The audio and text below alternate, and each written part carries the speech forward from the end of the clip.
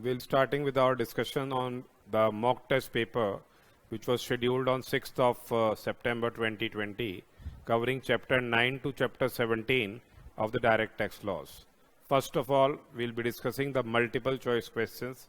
25 multiple choice questions were given by us and covering 1 mark each. So we'll be discussing about those multiple choice questions. So question number 1 was what? Himalaya Limited is an eligible startup. Himalaya Limited is what? An eligible startup, and it's engaged in eligible business. Its gross total income includes profits of rupees 25 lakhs from such business. So eligible profits are what? 25 lakhs from the eligible startup. The assessing officer made disallowances of 3 lakhs under 40A1A. He has made a disallowance of 3 lakhs under 40A1A to the extent of 3 lakh rupees, and 2 lakhs under section 43B, since payment may not have been made on or before the due date of furnishing the return of income.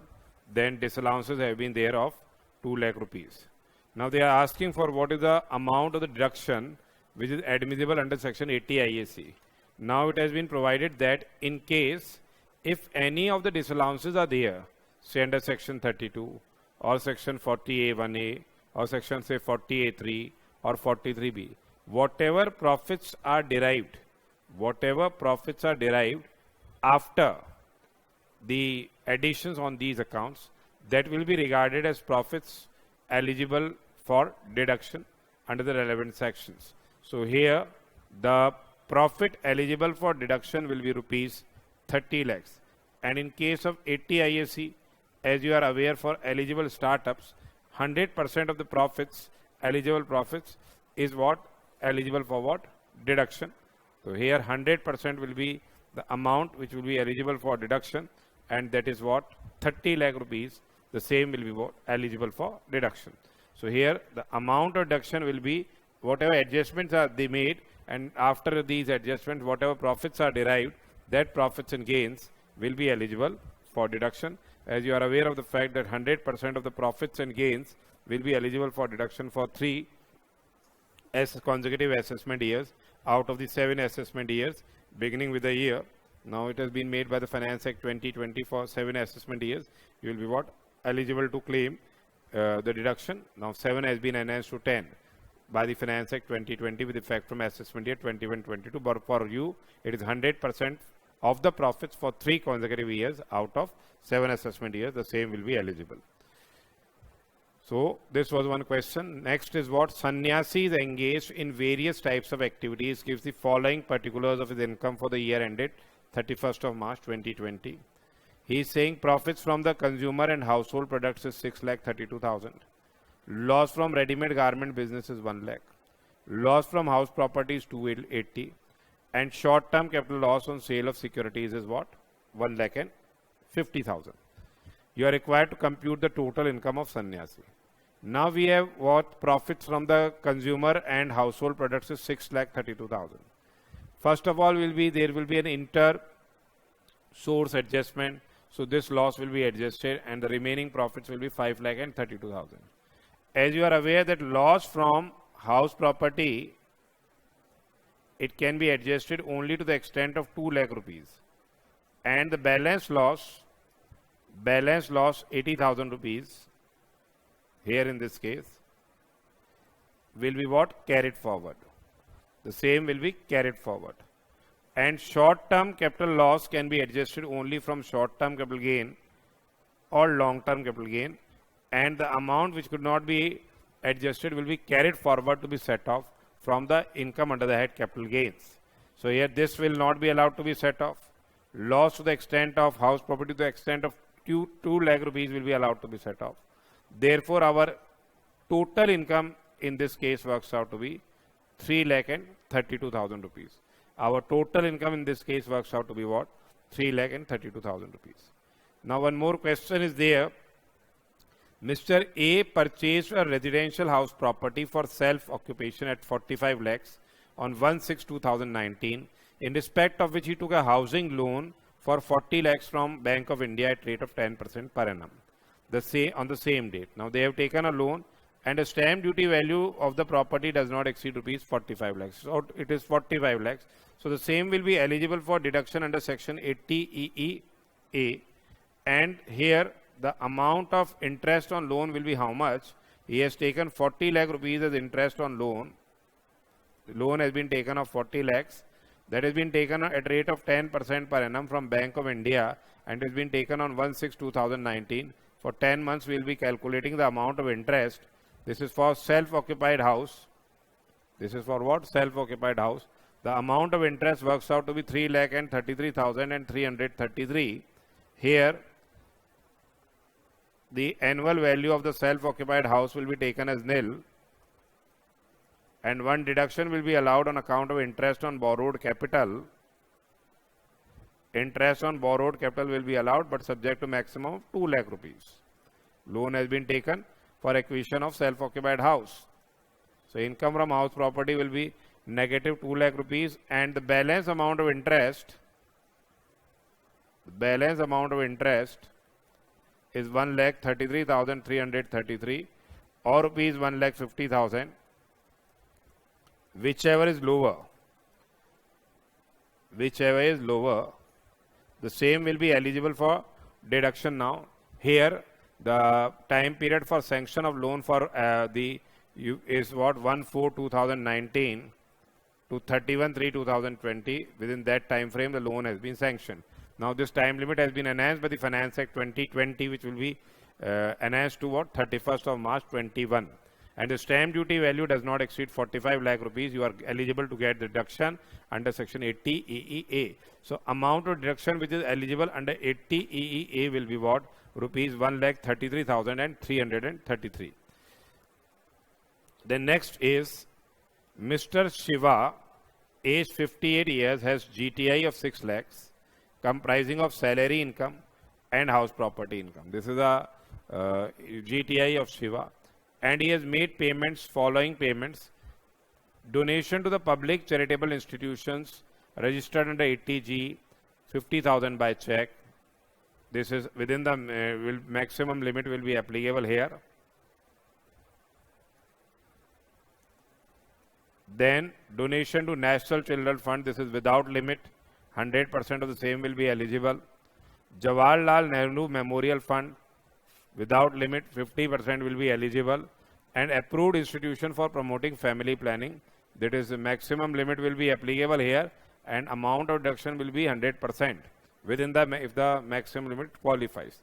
Now here, what is the maximum limit? Maximum limit is 10% of adjusted GTI. And what is adjusted GTI in this case? 10% of rupees 6 lakhs, that is the adjusted GTI. So that is 60,000 rupees is the adjusted GTI. So here we will be calculating. We have made to charitable institution, we have made donation of what? 50,000 rupees. Family planning fund, we have made donation of what? 40,000 rupees. So we have made 90,000 rupees as donation. Our eligible limit is 60,000 rupees. As you are aware, in case of family planning fund, 100% deduction is admissible, whereas in this case, 50% deduction is admissible. Therefore, first of all, we will be selecting for family planning 40,000. Remaining 20,000 will be selected for what? Charitable institution. Our deduction amount will be 40,000, 100%, here 40,000, and here 20,000, 50%, that is 10,000 rupees. So the amount of deduction in these two funds is 50,000. About National Children Fund 25,000 and for Jawaharlal Nehru Memorial Fund 12,500. So our total admissible deduction works out to be in this case 87,500. They are asking for compute the amount of deduction. So total admissible deduction will be 87,500 rupees. First of all, you see those funds where no maximum limit is applicable. The amount of deduction may be 100% or say 50% of the qualifying amount depending upon the type of fund. And certain funds are there where maximum limit is applicable, where your amount donated cannot exceed that maximum limit. that is 10% of the adjusted GTI, and then in that family planning fund and Olympic Association, 100% deduction is admissible, and for other funds, 50% deduction is so admissible. Now next question is Mr. Pulkit, age 45 years, paid health insurance premium in lump sum 90,000 for 3 years. Now in case if a lump sum donation is say insurance premium is paid, then we get a deduction for on proportionate basis. For 3 years, it works out to be 30,000 rupees. But since Pulkit is of age 45 years, the maximum amount which he will be eligible will be 25,000 rupees, because in case of a person other than a senior citizen, the maximum limit is what? 25,000 rupees under section 80D in respect of the health insurance premium. Next is a resident individual aged about 61 years, he is a senior citizen, has earned business income computed of rupees 1,35,000, lottery income is 1,20,000 gross, and he has also interest on fixed deposit 30,000 rupees. He has invested 1,50,000 in PPF, and what is his total income? The interest on fixed deposit is eligible for deduction under section 80 TTB, and subject to maximum of rupees 50,000, 30,000 will be eligible here. Now business income is 1,35,000, and he has made contribution of 1,50,000 in PPF. But the amount of deduction will be restricted to 1,35,000 only, because no deductions are admissible from winnings of lottery. Lottery winnings will be 1,20,000, and this lottery winning will be what? The GTI. This is the only income left, because both the incomes are eligible for deduction. Therefore, our total income will be what? 1,20,000, that is consisting of lottery income.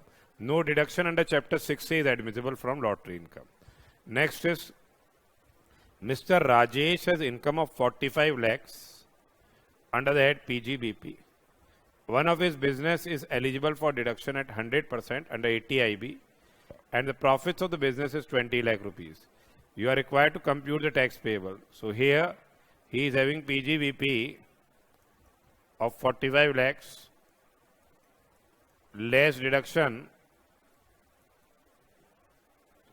under section 80IB, that is 20 lakhs.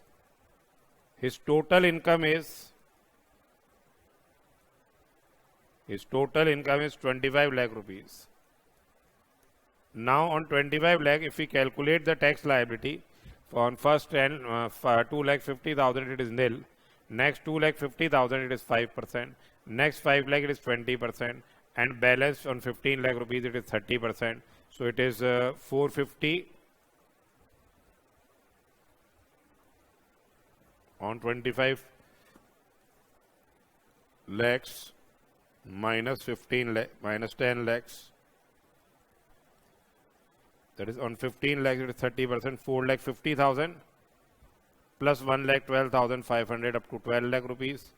So the here it works out to be 5,62,500 is the tax liability under normal provisions, increased by 4% HEC.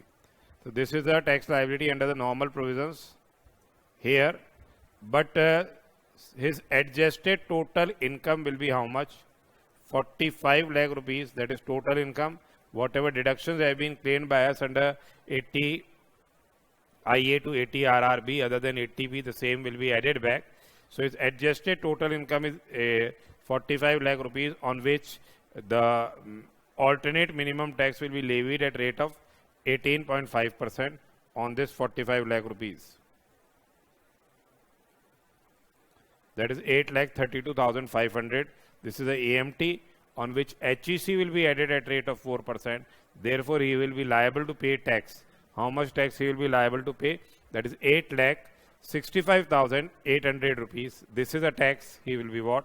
Required to pay when he is alternate minimum tax, when he is having the total income of rupees 25 lakhs after claiming deduction under 80IB. Next is one question. Mr. A, who is a tax consultant of X Private Limited, is computing income from business of a company for AY 21-22 for determining the tax liability. X Private Limited is not liable for tax audit under 44AB during the said year. While computing the business income under the normal provisions of the Income Tax Act, Mr. A has duly considered the provisions of Indian ICDS, Income Computation and Disclosure Standards, wherever applicable. However, Mr. A is confused about regarding the applicability of ICDS while computing the book profits for determining the MAT liability. So fundamentally, the provisions of ICDS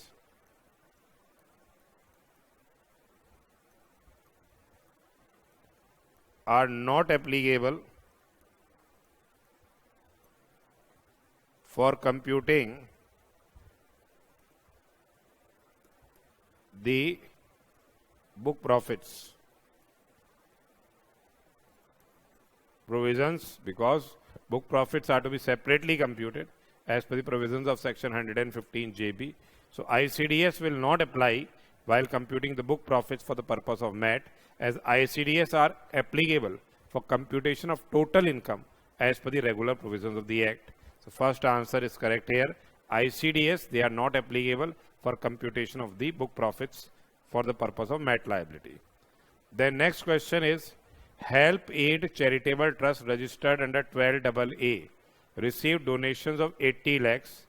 80 lakhs are the donations which have been received by us, out of which 10 lakhs is the corpus donations and 20 lakhs is the anonymous donations. The corpus donations are unconditionally exempt. 20 lakh is anonymous donations. 20 lakh is anonymous donation. The trust has applied 40 lakh rupees towards the objects during the year. You are required to compute the tax liability of the trust. Now here basically anonymous donations received will be taxable under section 115 BBC. Anonymous donations, they are how much? They are 20 lakh rupees. How much is exempt as per 115 BBC? It is 5% of the total donations. 5% of total donation is 80 lakh rupees, 4 lakhs or 1 lakh, whichever is more. So 4 lakhs will be exempt under 115 BBC. It won't be taxed under 115 BBC. The same will be taxed as per the normal provisions. 16 lakh is the remaining anonymous donations, which will be chargeable to tax at rate of 30%. 16 lakh is the anonymous donation, which is taxable at rate of what? 30%. And here, how much is the total income of the trust? 80 lakhs are the total donations received, out of which 10 lakh is corpus donation. The same will be unconditionally exempt. So the remaining amount is 70 lakh rupees. Excluding the anonymous donations, anonymous donations is 20 lakh rupees is the anonymous donations which are, say we have discussed separately. 50 lakh rupees is the remaining amount, and out of which they have here, out of which 50 lakh rupees, we have anonymous donations to the extent of 4 lakh rupees. Anonymous donations to the extent of 4 lakh rupees. The same is what taxable under the normal provisions. Now on this 4 lakh rupees is the anonymous donations which are taxable under the normal provisions. 54 lakh rupees. 15% is what set apart of 54 lakh rupees. 15% is set apart. That is 8 lakh and 10,000 rupees. Remaining amount is 45 lakh 90,000 rupees, out of which how much has been applied for charitable purposes? 40 lakh rupees has been applied. So 5 lakh 90,000 is the income here, and anonymous donations 16 lakh is the income. On 5 lakh rupees, 5 lakh 90,000 slab rate will be applicable. So on 2 lakh 50,000 it will be nil. Next 2 lakh 50,000 will be 5%, 12,500, and 90,000 will be 20%, that is 18,000 rupees. That is 30,500, and it is 4 lakh and 80,000. This is 4 lakh and 80,000.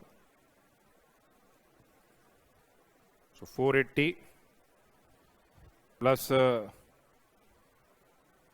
30,500 into 4%, 510 plus 4% is 2040, 2420. 4% is the HEC. Therefore, your liability will be 5,30,000 and it is 3,500. 920 will be the liability in this case.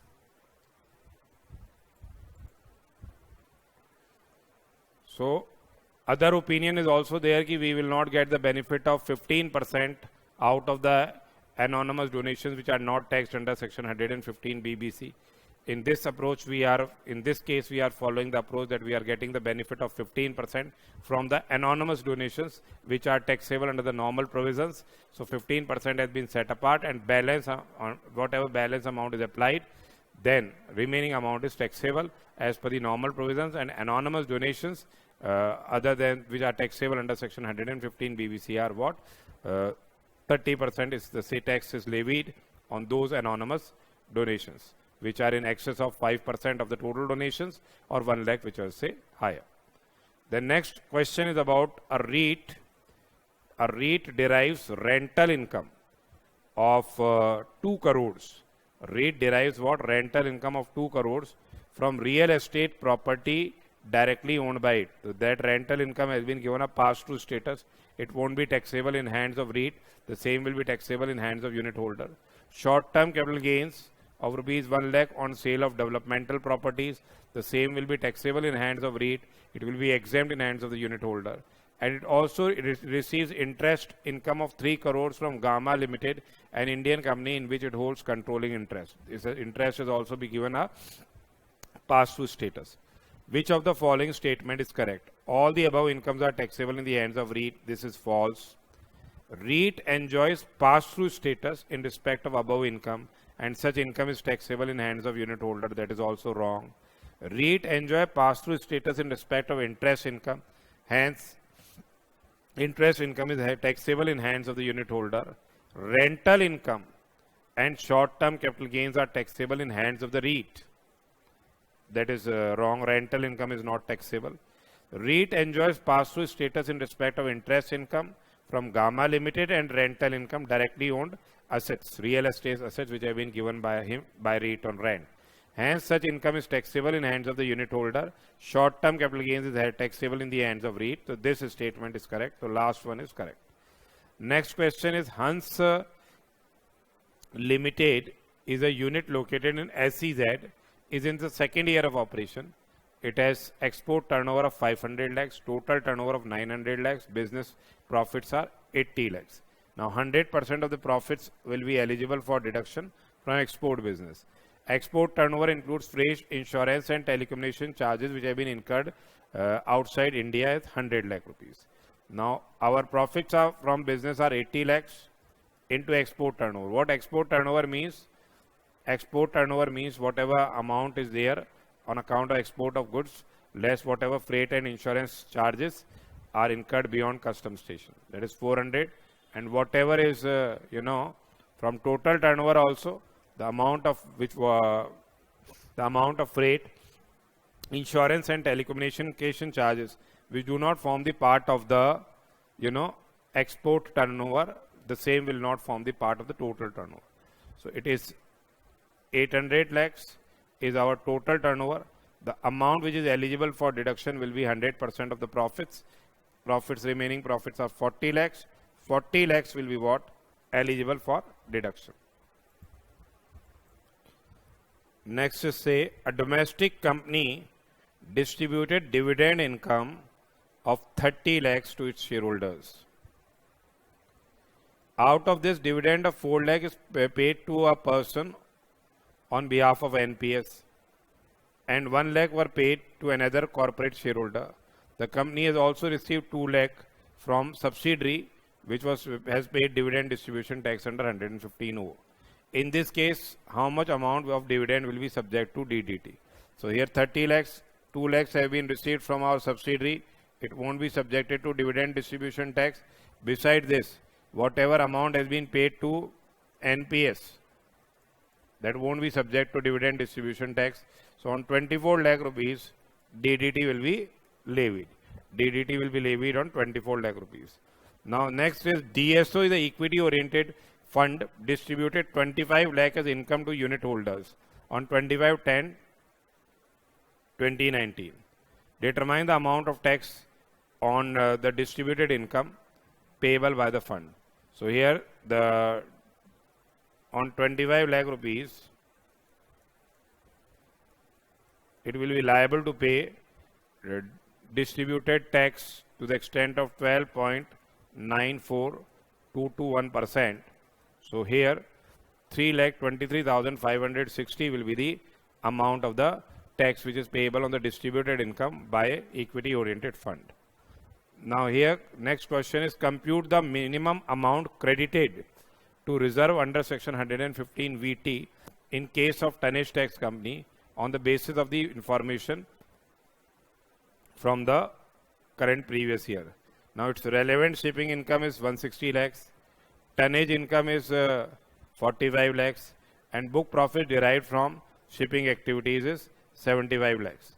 So here they are asking a minimum reserve requirement. The company has to transfer at least 20% of the profits which has been derived from tonnage tax activities to minimum reserve requirement. So 15 lakh rupees will be transferred by the company in the according to the section provisions of section 115 VT. The company has to transfer 20% of the book profits to the tonnage tax reserve account. So 15 lakhs will be required to be transferred to tonnage tax reserve account. Then here a Lima Limited, a domestic company, purchases own unlisted shares on 13th of August 2019. The consideration for buyback amounted rupees 23 lakhs. The same was paid on the same day, and amount received by the company 2 years back for issue of shares determined in the manner was 17 lakhs. So what is the amount of distributed income on buyback? 6 lakh is the amount of distributed income on buyback, and same will be leviable to tax at rate of 23.296%, including HEC. So it will be 6 lakhs into 23.296%. It works out to be 1,39,776 rupees. Next question is, Mr. S has filed a return of income from for assessment year 2021 on 5th of July 2020. A sum of 15,000 is refundable as per the return. What is the time limit within which he can expect the intimation? So intimation will be sent within 1 year from the end of the financial year in which the return has been furnished. So here the return has been furnished in financial year 2021. So you can expect the intimation up to 31st of March 22. He can expect the intimation up to 31st of March 22 relating to the refund. Then a fixed deposit of 90,000 was made by Mr. P on 5/11/2014 was detected on 7/9/2019. The time limit for issue of notice under section 148 is, now here the notice can be issued since the amount of income which escaped does not exceed rupees 1 lakh, it is less than rupees 1 lakh. Here notice can be issued up to 4 years from the end of relevant assessment year. So financial year is 14-15, relevant AY is 15-16. Up to 4 years means what? 31/3/20. Up to 31/3/20 they can issue income escaping assessment notice in relation to the same. Next is an apparent error in assessment order under 143(3) dated 15/11/2019 was noticed by the SSC in February 2020. What is the time limit of rectification available? So here rectification can be made up to 4 years from the end of the financial year in which order sought to be amended was made. order sought to be rectified was passed.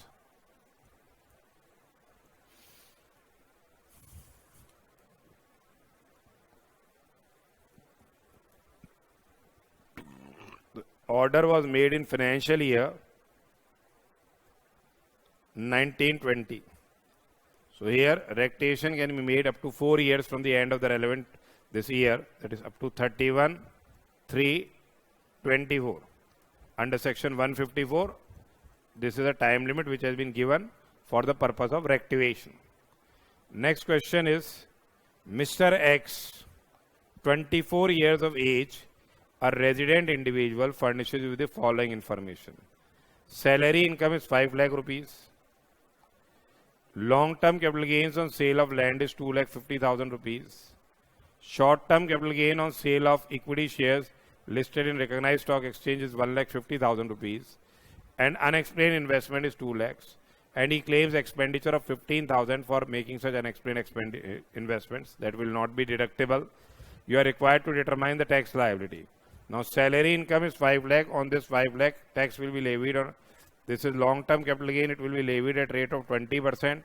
Short-term capital gains tax will be levied at rate of 15%. STT is paid. And here, on unexplained investment, tax will be levied at rate of 75% under section 115 BBE. That is 60% plus 25% surcharge. The effective rate works out to be 75%. So on tax on salary income slab rate, it will be 12,500. LTCG 2,50,000 will be taxable at rate of 20%, 50,000. STCG will be taxable at rate of 15%, 1,50,000 into 15%, 22,500. And unexplained investment will be taxable at rate of 75%, 1,50,000, and the same will be increased by HEC of 4%. So this is what the tax liability works out to be, 2,44,400.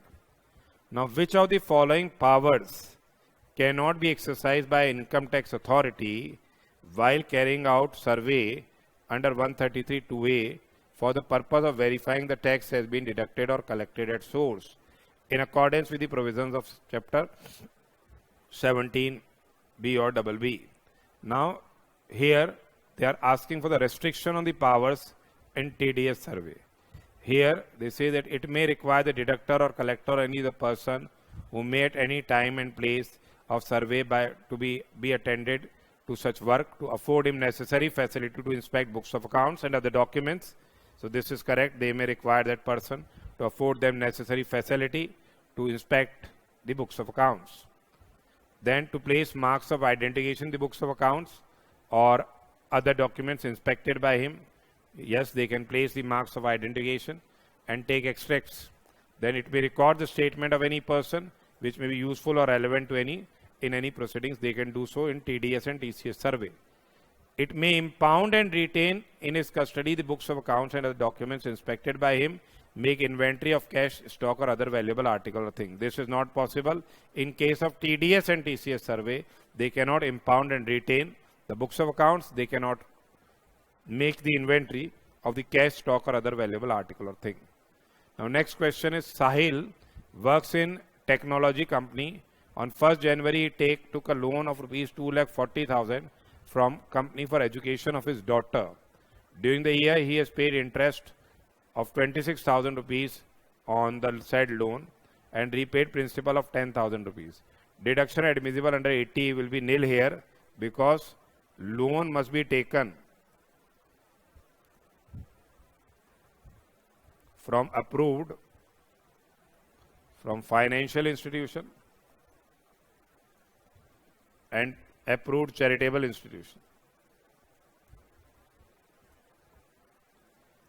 Since here the loan has been taken from the employer, same will not be eligible. Then next question is, an AO entered a hotel run by a person in respect of which he exercises jurisdiction at 8:30 p.m. for the purpose of collecting information which may be useful for the purpose of the Act. The hotel is open every day from 8 a.m. to 10 p.m. As per the provisions of 133B, AO cannot enter the premises 8:30 p.m. after sunset. Well, this is wrong. They can enter when the place is open for the conduct of business. AO can enter the premises at 8:30 p.m. and take away the books of accounts at the hotel after taking prior approval of the principal, chief commissioner. They cannot remove any books of accounts for that purpose because they are entering only for the purpose of collecting the information. AO can enter the premises at 8:30 p.m. and take away books of accounts kept at hotel after recording reasons. They cannot do though. AO can enter the premises at 8:30 p.m. but cannot take away the books of accounts. So answer will be D in such a case. Then next question is Shaleen, a businessman whose total income before allowing deduction under section 80GG for AY 2021 is 4,60,000 and has paid house rent of 12,000 for his residential accommodation. So here he can get the deduction of how much? Rent paid, that is 12,000 into 12 minus 10% of the total income. Number 2 is 25% of the total income. And number 3 is 5,000 per month. This maximum deduction which will be eligible will be, in case of Shaleen, will be 60,000 rupees. Next is XYZ is a charitable trust registered under 12AA with effect from 1/4/2010. During the previous year, it received a specific corpus donation for construction of building which was claimed as exempt under the section 11. Now during 1920, desires to claim depreciation on such building as application of income. Comment upon the validity of the claim. In case if any capital expenditure has been incurred which is claimed as application of income, then depreciation will not be admissible. But here they have not claimed the same as application of income. The depreciation will be admissible because they have a specific corpus donation which has been exempt. Here depreciation can be claimed on acquisition of building as it was not claimed as application of income. This is correct. Depreciation cannot be claimed on specific corpus donation. The same is exempt. This is not correct. Depreciation can be claimed as statutory deduction and no restriction regarding the same has been provided. Restrictions have been provided under section 11. In case the same has been claimed as application of income, then depreciation will not be admissible. And it is upon the discretion of the XYZ to either claim specific corpus donation for construction of building as exempt in the year of receipt or claim depreciation. This is also wrong. So they can claim depreciation because the building was not claimed as what? Application of income. Expenditure incurred on the building. The next is Mathur Storage Private Limited is engaged in specified business of cold storage. Has brought forward business loss of 12 lakhs relating to assessment year 1920. During the previous year, its income from said business is 9 lakh and profits of food grain business is what? 6 lakh rupees. So here loss from specified business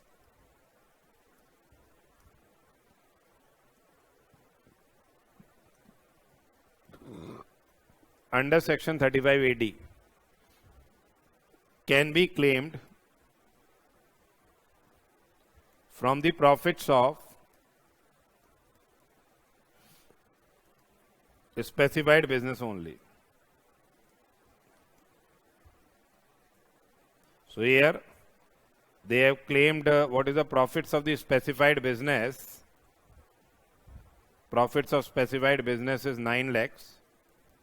In the next year, to the extent of 9 lakh rupees, loss can be claimed, and 6 lakh rupees is food grain profits.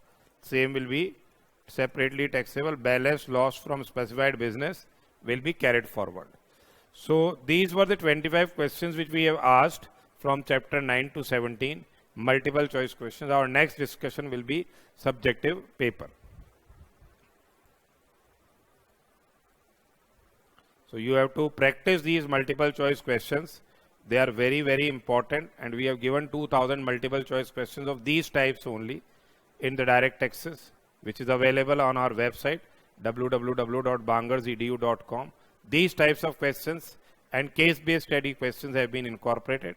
You can easily go through them, and all the detailed solution of all the answers have been provided there. So do practice those multiple choice questions. That will be very, very helpful at a time of examination.